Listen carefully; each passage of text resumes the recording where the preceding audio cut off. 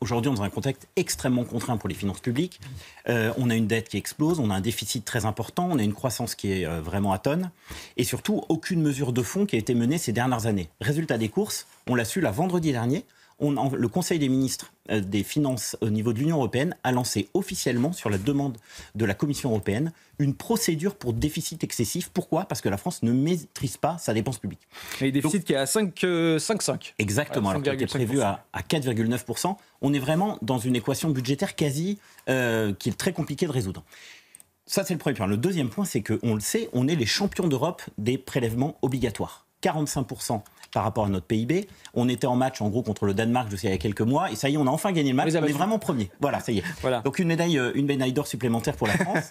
Et le problème de ça, c'est qu'on a en face des candidats pour le poste de Premier ministre qui demandent encore plus de recettes, donc encore plus d'impôts, alors que les Français et les entreprises sont déjà agonie d'impôts.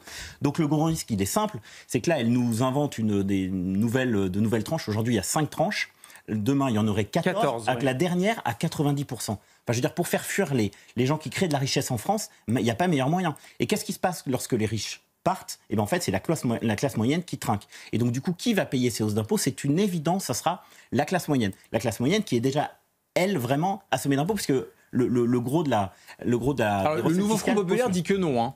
Alors oui, mais on sait toujours comment... En dessous de 4 000 euros, il me semble. C'est toujours à partir de quand ils décident qu'on est riche. Jusqu'à présent, effectivement, je crois que en tout cas c'est François Hollande qui avait dit 4 000 euros. On ne sait pas trop en fait ce qu'ils appellent riche, mais on peut penser qu'effectivement à partir de 3 000 à 4 000 euros, ils considèrent qu'effectivement on doit être taxé. Donc je pense que ce serait une vraie catastrophe pour la France. Il faudrait plutôt aller vers les dépenses, réduire les dépenses. Eh bien vous avez parfaitement résumé ma pensée. Ouais. C'est-à-dire qu'effectivement, si vous voulez rétablir les finances de l'État, soit vous stimulez la croissance, mais là on sait que pour des années qui viennent ça va être compliqué, soit vous augmentez les recettes, on vient d'en parler, c'est pas possible parce qu'on a déjà trop d'impôts en France, donc on va faire fuir tous les investisseurs. Troisième levier qui est effectivement l'élément indispensable et qui est vraiment l'absence absolue de la dernière campagne des législatives, c'est le fait de baisser les dépenses publiques. Et là, pour le coup, on est champion du monde des dépenses publiques, puisqu'on a à peu près 58% des dépenses publiques par rapport à notre PIB. Et donc, c'est une situation qui ne peut pas durer. Tous nos voisins ont rétabli leurs comptes publics en réduisant la dépense publique.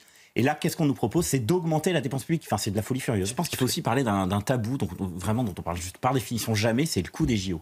Le coût des JO, quand même, il faut en parler. C'est-à-dire qu'initialement, le budget initial, c'est à peu près 6 milliards.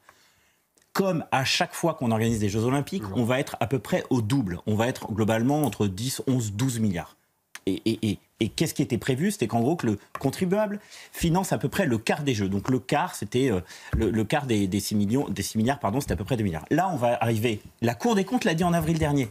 Le coût du contribuable de ces Jeux Olympiques, ça va être a priori 3, 4, 5 milliards d'euros. Donc à peu près 50% des Jeux Olympiques. Et le discours officiel, c'était de dire les Jeux financent les Jeux. C'est-à-dire en gros avec la billetterie, les entreprises, on va réussir globalement à financer tout ça. Mais en fait, qu'est-ce qui va se passer ? C'est qu'on va se retrouver avec une ardoise. C'est sûr. 5 milliards d'euros, c'est énorme. Alors heureusement, il y a la Cour des comptes qui va sortir à nouveau un rapport après les Jeux pour nous dire vraiment de manière très concrète combien ça a coûté. Je reconnais que moi, 1,6 milliard, 1,5 milliard pour dépolluer la Seine, je trouve ça évidemment énorme, surtout dans un contexte économique qui est extrêmement défavorable, avec des finances publiques qui sont aux abois. Je trouve que vraiment, objectivement, on aurait pu se contenter de faire ces épreuves dans des endroits fermés. Je trouve que c'est encore une fois beaucoup d'argent. Parce que ce qui est très on est très loin quand même de certaines compétitions, que ce soit à Sochi ou même à Pékin. C'est la caricature à Pékin. Effectivement, les coûts ont explosé et sont bien supérieurs à ceux des JO de Paris. Mais ce qui me fait peur, c'est l'après. C'est-à-dire, en gros, combien ça va coûter d'entretenir ce système de baignade pour finalement relativement peu de personnes. C'est-à-dire qu'il n'y a que les Parisiens, donc les provinciaux vont se regarder en disant mais vraiment les Parisiens ils ont l'argent facile, l'argent tombe du ciel à Paris puisque c'est quasiment que les Parisiens qui vont en profiter. Bon, encore une fois, ce qui me fait peur c'est l'investissement que je trouve énorme et de surcroît après les coûts d'entretien qui je crois vont être aussi démentiels derrière et j'espère qu'on va en parler.